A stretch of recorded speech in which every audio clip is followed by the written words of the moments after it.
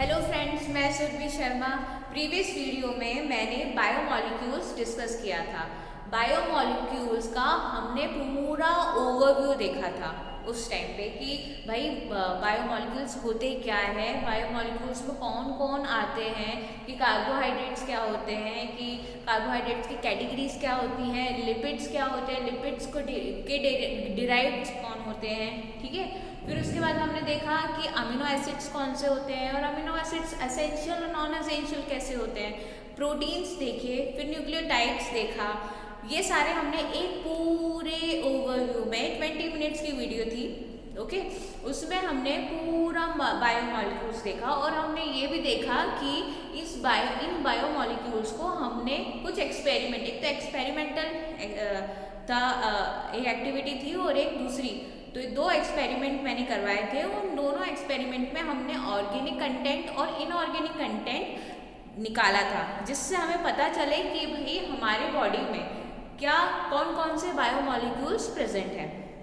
ठीक है, तो जैसे हमने पूरे बायोमॉलिक्यूल्स का जो ओवरव्यू देखा, उसमें हमने सबसे पहले जो कैटेगरी स्टार्ट करी थी वो थी कार्बोहाइड्रेट्स। कार्बोहाइड्रेट्स जो कि क्या है, एनर्जी सोर्स है। क्या है, सबसे बड़ा इम्पॉर्टेंट है, सबसे ज़्यादा अबंडेंट है कार्बोहाइड्रेट इस अर्थ पे, और उसके अलावा ये एक एनर्जी सोर्स का काम करता है और रेस्पिरेटरी सबस्ट्रेट है। ये तीन चीज़ें आपको याद रखनी है कार्बोहाइड्रेट्स के लिए। हम कार्बोहाइड्रेट स्टार्ट कर रहे हैं क्योंकि हमने सबसे पहले कार्बोहाइड्रेट्स को देखा था बायोमॉलिक्यूल्स में। ओके, तो कार्बोहाइड्रेट की तीन कैटेगरीज होती है। कार्बोहाइड्रेट को क्लासिफाई किया गया है तीन कैटेगरीज में। कौन कौन सी? मोनोसैकेराइड्स। मोनो से ही पता पड़ रहा है, मोनो मतलब सिंगल, वन। ठीक है, सैकेराइड्स मतलब कि शुगर। ठीक है, ये कार्बोहाइड्रेट्स क्या होते हैं? शुगर होते हैं। ये क्या होते हैं भाई? कार्बोहाइड्रेट सॉल्युबल इन वाटर होते हैं, स्वीट इन टेस्ट होते हैं, इसकी वजह से इनको शुगर कहा जाता है। तो ये जो मोनोसैकेराइड्स हैं उसमें मोनो मतलब कि सिंगल, ठीक है, सैकेराइड्स मतलब कि शुगर। तो सिंगल यूनिट की जो शुगर है उनको हम इसमें मोनोसैकेराइड्स में पढ़ते हैं। ठीक है, और ऑलिगोसैकेराइड्स, सेकेंड ऑलिगोसैकेराइड्स। ऑलिगोसैकेराइड्स में 2 से 10 यूनिट तक के, मतलब कि एक सिंगल यूनिट को हम इसमें पढ़ते हैं। ठीक है, सिंगल यूनिट की शुगर को, पर 2 से या फिर 2 से ज़्यादा 10 यूनिट तक की जो शुगर होती है, ठीक है, उन्हें हम किस में पढ़ते हैं?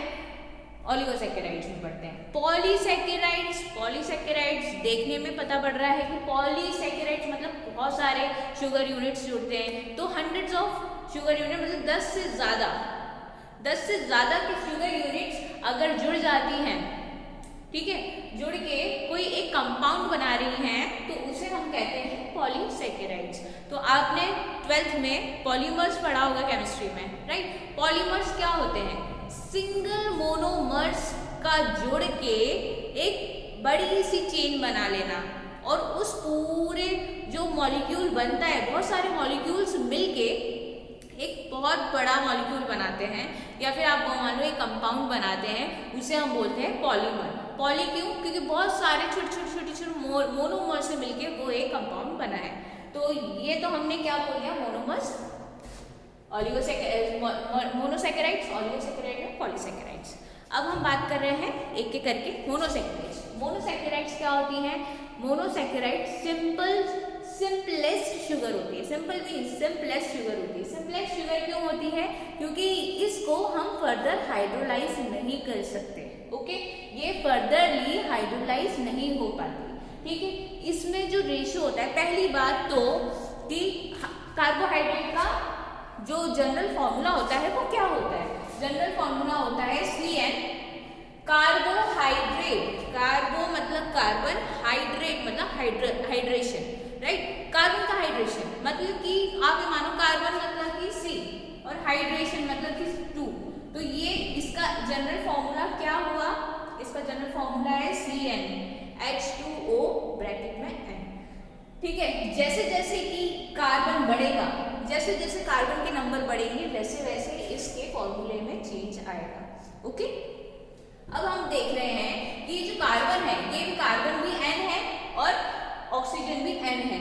ठीक है, जो H2 है वो अलग। ठीक है, तो कार्बन और जो ऑक्सीजन का रेशियो क्या रहेगा, सेम रहेगा।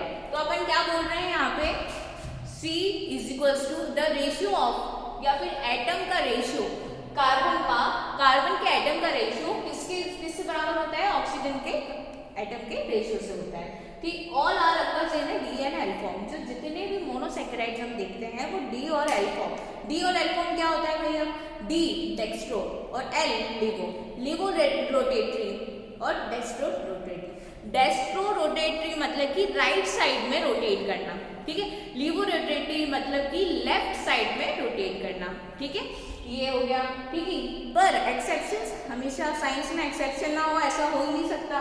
तो एक्सेप्शन में क्या होता है, मोनोसैकेराइड्स में वैसे तो सारे मोनोसैकेराइड्स के डी और एल फॉर्म पाए जाते हैं, बट जो डाइहाइड्रोक्सी एसीटोन होता है, ठीक है, उसका डी और एल फॉर्म नहीं पाया जाता। अगर वो जिस फॉर्म में है उसका फिर डी और एल फॉर्म होता क्या है, आप ये देखो कि जैसे ये है, ओके, इसकी कोई मिरर इमेज बन जाए उधर, ठीक है। ये डी ग्लूकोज है, क्या है ये जो है ये डी ग्लूकोज है। अगर हम इसकी मिरर इमेज बना दे तो वहां पर ये जो सारी चीजें हैं वो इधर चल जाएगी और ये जो OH है वो कहाँ चला जाएगा, उस साइड चला जाएगा, मतलब कि लेफ्ट साइड चला जाएगा, राइट। तो लेफ्ट साइड में OH का होना, ठीक है, लास्ट 5th कार्बन का के जो कार्बन है उसमें जो OH का लेफ्ट साइड में होना लिवो रोटेटरी, राइट साइड में होना डेक्स्ट्रो रोटेटरी, ठीक है। समझ में आया लिवो रोटेटरी और डेक्स्ट्रो रोटेटरी। अब यहाँ तक बात हो गई लिवो डेक्स्ट्रो। अब बात हो रही है कि अकॉर्डिंग टू द, पहली बात तो ये चीज आप जैसे 6 कार्बन रिंग या 5 कार्बन रिंग, ठीक है, तो उससे पहले हमको ये देखना होगा मोनोसैकेराइड्स की सबसे सिंपलेस्ट मोनोसैकेराइड्स कौन सा है। मोनोसैकेराइड में सबसे सिंपलेस्ट कौन है, ट्रायोज सबसे पहला मोनोसैकेराइड्स है, ओके। इसमें कार्बन नंबर कितने होते हैं, 3 कार्बन नंबर होते हैं, ठीक है। इसमें इसका एग्जाम्पल क्या है, फोस्फोग्लिसरल एल्डिहाइड, किसका, ट्रायोज का, ओके। फिर उसके बाद जैसे हम कार्बन नंबर बढ़ाते हैं, 3 से 4 करते हैं, चौथे कार्बन नंबर में क्या होता है, इरिथ्रोज, ठीक है, इरिथ्रोज, ठीक है। कार्बोहाइड्रेट बेटा 2 तरीके के होते हैं, पॉलीहाइड्रोक्सी एल्डिहाइड और polyhydroxy ketone. Polyhydroxy aldehyde and polyhydroxy ketone में क्या होता है, ऑफ कोर्स सबको पता होगा, कीटोन में कीटोनिक ग्रुप लग जाता है, राइट, और CHO किस में लगता है, एल्डिहाइड में लगता है, ठीक है। तो जो पहला होता है पॉलीहाइड्रोक्सी एल्डिहाइड की अगर हम बात करें, अगर एल्डिहाइड की बात करते हैं हम, तो उसमें क्या होता है, CHO, ओके, क्या होता है, CHO लग जाता है, राइट। ये CHO ग्रुप है, ठीक, ये एल्डिहाइड है, मतलब कि ये क्या है, एल्डोज शुगर है। ये कौन सी है, इसमें CHO ग्रुप लग रहा है फर्स्ट पे। हमेशा एल्डिहाइड ग्रुप जो एल्डिहाइड ग्रुप है वो फर्स्ट कार्बन पे लगेगा, ठीक है, और वो एल्डोज शुगर बनाएगा। अब अगर मैं बोलूं कि नहीं भाई हमको तो कीटोनिक शुगर चाहिए, कौन सी शुगर चाहिए, कीटोन शुगर चाहिए, तो कीटोन शुगर, पहली बात तो उस कीटोनिक शुगर का एग्जाम्पल है फ्रक्टोज, ठीक है। और हमेशा कीटोन कभी भी ऊपर नहीं आता, राइट। यहाँ पर अगर हमें चेंज करना है, ठीक है, सपोज हमको एल्डोज शुगर को कीटोन शुगर में चेंज करना है, तो हम क्या करेंगे, CH2OH, फर्स्ट कार्बन CH2OH करेंगे, एंड देन उसके बाद जो सेकंड कार्बन है उस पर क्या लगाएंगे, कीटोन ग्रुप लगाएंगे, ओके। तो ये जो बना है ये क्या है, अब इसको हम बोलेंगे डी फ्रक्टोज।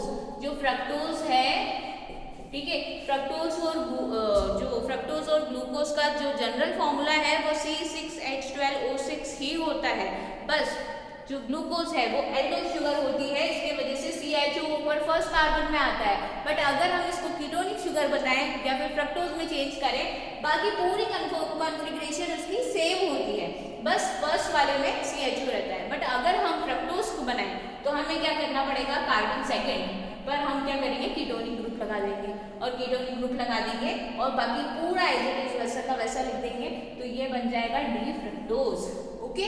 तो ये समझ में आई बात कि फ्रक्टोज और ग्लूकोज में क्या अंतर है, जनरल फॉर्मूला सेम है, बट एक कीटोनिक शुगर है और एक एल्डोज शुगर है, ठीक है। ये चीज हो गई पेंटोस शुगर, हम वापस यहाँ आते हैं। पेंटोस शुगर, पेंटोस शुगर मतलब कि जिस कार्बन नंबर क्या हो 5 हो, तो वो क्या होगा पेंटोस शुगर। पेंटोस शुगर में कौन कौन आते हैं, जाइलोज आता है, ठीक है, राइबोज आता है, डीऑक्सीराइबोज आता है, ये सारे किसमें आते हैं पेंटोस शुगर में, ठीक है। और जहां तक बात हुई हमारे डीएनए की, आपने डीएनए आरएनए सुना है ना, डीऑक्सीराइबो न्यूक्लिक एसिड, आपको डीएनए ही बता रहा है कि उसको किसकी जरूरत है, राइबोज शुगर की। डीएनए में जो शुगर काम आती है वो कौन सी होती है, राइबोज शुगर, ठीक है। आरएनए में राइबोज शुगर, बट डीएनए में राइबोज शुगर में से OH, जो OH होता है वो हट जाता है राइबोज शुगर में, सॉरी राइबोज शुगर किस में होती है, आरएनए में होती है। डीऑक्सीराइबोज से समझ जाओ कि ऑक्सीजन कहीं से हट रहा है, तो डीऑक्सी डीएनए में क्या होता है, डीऑक्सीराइबोज शुगर होती है, उसमें क्या होता है कार्बन 2 पे जो OH होता है उसका O हट जाता है और हम उसको क्या बोलते हैं, डीऑक्सीराइबोज। उस शुगर को हम क्या कहते हैं, डीऑक्सीराइबोज। ये हो गया। अब फिर हेक्सोज, हेक्सोज C6H12O6, भाई हमने बचपन से कह सकते हैं 6th क्लास से हम जो ग्लूकोज पढ़ रहे हैं वो है हेक्सोज शुगर, ओके। उसका कार्बन नंबर क्या होता है, 6 होता है, ठीक है। अब ग्लूकोज में बहुत हमने क्या क्या पढ़ा, ग्लूकोज, फ्रक्टोज, गैलेक्टोज, मैनोज, बहुत सारे जो होते हैं जिनके क्या होते हैं कि जनरल फॉर्मूला जो होता है वो सेम होता है, बस उनके ओरिएंटेशन OH और H के ओरिएंटेशन में डिफरेंस होता है according to the chiral carbon, ठीक है। जो इतने ये सारे क्या है, चलो इसको छोड़ो, ये क्या है, ये और ये कार्बन सेकंड थर्ड फोर्थ, ये क्या है कायरल कार्बन है, इनके ऊपर अलग अलग ग्रुप लगे हुए हैं। अब इनके जो ओरिएंटेशन है H और OH, उनमें जो डिफरेंस आता है उसमें उन्हीं के अकॉर्डिंग ये लोग एक दूसरे से डिफरेंट होते हैं। बाकी इनका जनरल फॉर्मूला क्या होता है, C6H12O6, ओके। बात कर रहे हैं हम नेक्स्ट हेप्टोज शुगर की। हेप्टोज, हेप्टोज मतलब कि हेप्टो मतलब कि 7 कार्बन नंबर क्या होगा 7, कितने कार्बन होंगे 7 कार्बन होंगे। ये कितने कार्बन है, 6 कार्बन है। इसके बाद एक और लगा दो सैडियोहेप्टुलोज, इसका एग्जाम्पल कौन है, सैडियोहेप्टुलोज, ओके। यहाँ तक हमने बात करी, ये हेप्टोज शुगर है, ये सबसे लार्जेस्ट कार्बन शुगर है, ओके। इसके साथ यहाँ तक मोनोसैकेराइड्स खत्म हो जाते हैं, ठीक। ये तो हमने बात करी according to the carbon number. Carbon number मतलब 3 कार्बन होंगे तो ये होगा भाई टेट्रोज होगा तो इरेथ्रोज होगा, ठीक है। पेंटोज शुगर होगी तो ये होगा हेक्सोज, हेप्टोज, ठीक है। अब हम बात कर रहे हैं मोनोसैकेराइड्स की कुछ साइंटिफिक चीजों की। जैसे कि हमने बोला कि कार्बन नंबर 6, कार्बन नंबर 6 की बात कर रहे हैं हम, तो 6 अगर 6 कार्बन है तो वो क्या कौन सी रिंग बनाएंगे, भाई ये तो क्या है, ये है चेन फॉर्म। कौन सी फॉर्म है, ये चेन फॉर्म है। बट ये चेन फॉर्म, ये जो चेन फॉर्म होती है वो अनस्टेबल होती है, ठीक है। हमेशा जो रिंग पाई जाती है एक्वस सॉल्यूशन में, जो मोनोसैकेराइड्स पाए जाते हैं एक्वस सॉल्यूशन में, वो चेन फॉर्म के बजाय वो किसमें पाए जाते हैं, रिंग फॉर्म में पाए जाते हैं। अगर कार्बन नंबर 6 है, ठीक है, अगर कार्बन नंबर 6 है तो क्या होगा, कार्बन नंबर 6 है तो वो क्या बनाएगी, जो रिंग बनाएगी उसको हम बोलते हैं पायरेनोज। क्या बोलते हैं उसको हम, पायरेनोज। और अगर कार्बन नंबर 5 है, ठीक है, कार्बन नंबर अगर 5 है, राइट, तो ये क्या बनाएगा, फ्यूरेनोज बनाएगा। क्या बनाएगा, ये फ्यूरेनोज रिंग बनाएगा, ठीक है। जो ये रिंग बनाएगा उसको हम बोलते हैं फ्यूरेनोज। अब हम बात कर रहे हैं मोनोमर्स की, एक और पॉइंट की, एनोमर्स। भाई एनोमर्स क्या होते हैं, ठीक है। एनोमर्स, पहली बात तो हमने डी और एल फॉर्म देख लिया, राइट, डी और एल फॉर्म अपन ने देख लिया। अब एनोमर्स क्या होते हैं, ये तो हो गया कि भैया कि ये जो 6 कार्बन है, 6 कार्बन का जो मोनोसैकेराइड है, इसमें क्या हो गया कि लास्ट कार्बन, अब हम कैसे पता चलेगा कि डी और एल फॉर्म है, तो इस बाकी यहाँ पे भी OH है, यहाँ पे भी H है, यहाँ OH है, तो भाई ये लास्ट के कार्बन को तो हम क्या कहेंगे कि भैया यहाँ से जो लास्ट कायरल कार्बन है, लास्ट कायरल कार्बन कौन सा है, ये 5th कार्बन। इस 5th कार्बन में अगर H right side, OH right side में हो तो D फॉर्म, अगर OH लेफ्ट साइड में हो तो L फॉर्म, ओके। तो ये तो हो गया L और किसकी, D के बाद, ये तो ठीक है L और D की बात होगी। अब एनोमर्स की बात कर रहे हैं हम, ठीक है, एनोमर्स की बात कर रहे हैं। तो यहाँ पर देखो हम बना रहे हैं पायरेनोज रिंग। क्या बना रहे हैं हम, पायरेनोज की रिंग बना रहे हैं, ये O, ठीक है। ये हो गई 6 कार्बन की रिंग। ओके, अब ये जो पहला जो कार्बन है, ये जो पहला जो कार्बन है, उस कार्बन पे जो H और OH का कॉन्फ़िगरेशन है उसके अकॉर्डिंग हम एनोमर्स का पता लगाते हैं।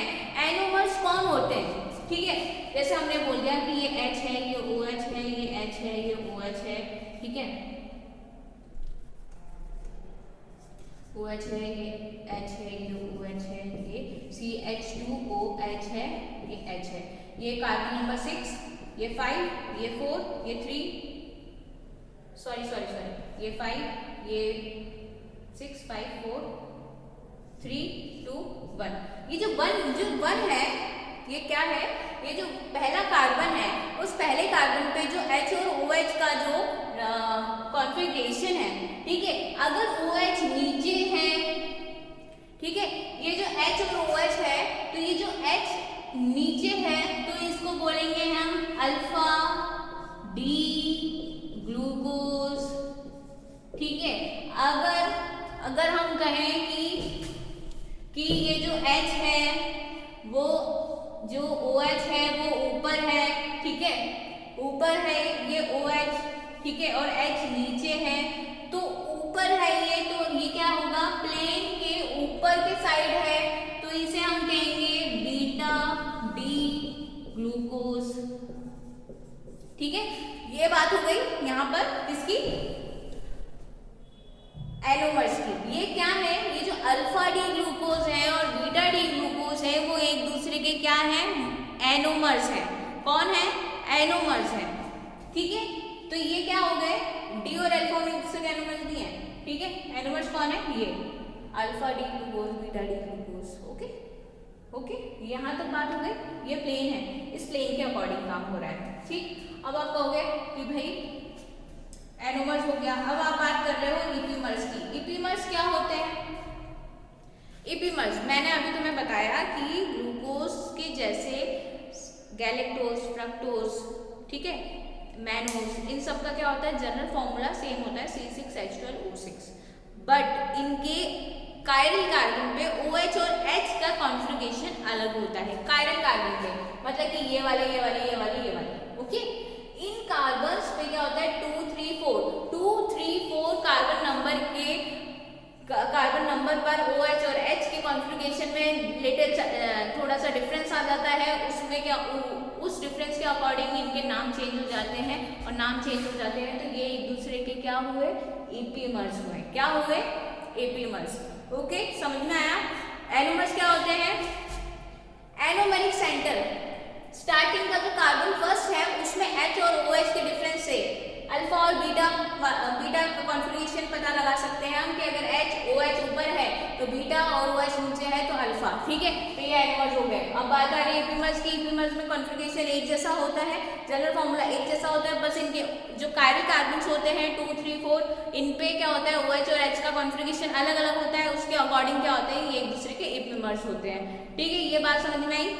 यहाँ पर हमने मोनोमर्स को कंप्लीट किया। ठीक है।